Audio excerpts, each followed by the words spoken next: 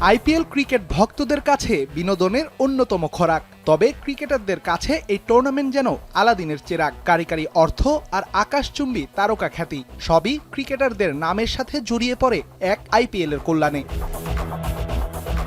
তবে গেল 17 আসরের চেয়ে এবারের আইপিএল যেন ছাড়িয়ে গেছে সকল সীমা। প্রথমবারের মতো কোনো ফ্র্যাঞ্চাইজি ক্রিকেটে যুক্ত করা হয়েছে ম্যাচ ফি, যা আবার আন্তর্জাতিক ক্রিকেটের চেয়ে কয়েক গুণ বেশি।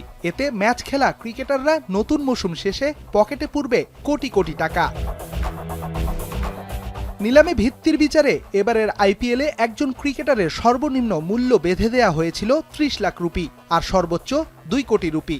নিলামে প্রাপ্ত অর্থের বাইরে দলগুলো থেকে পারফরমেন্স বোনাস পেত ক্রিকেটাররা। তবে আইপিএলের নতুন নিয়ম বদলে দিচ্ছে ম্যাচ খেলা প্রতিটি ক্রিকেটারের ভাগ্য।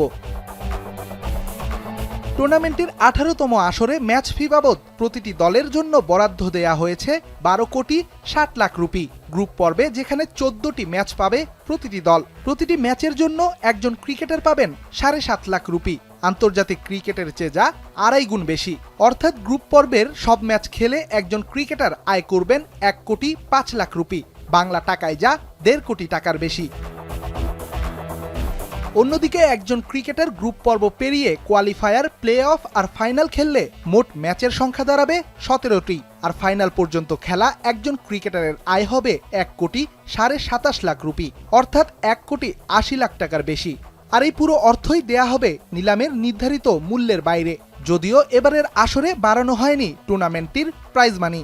গেল আসরের মতোই এবারও আইপিএলে বিজয়ী দল পাবে 20 কোটি রুপি, আর রানার্স আপ দলের জন্য বরাদ্দ রাখা হয়েছে 12.5 কোটি রুপি।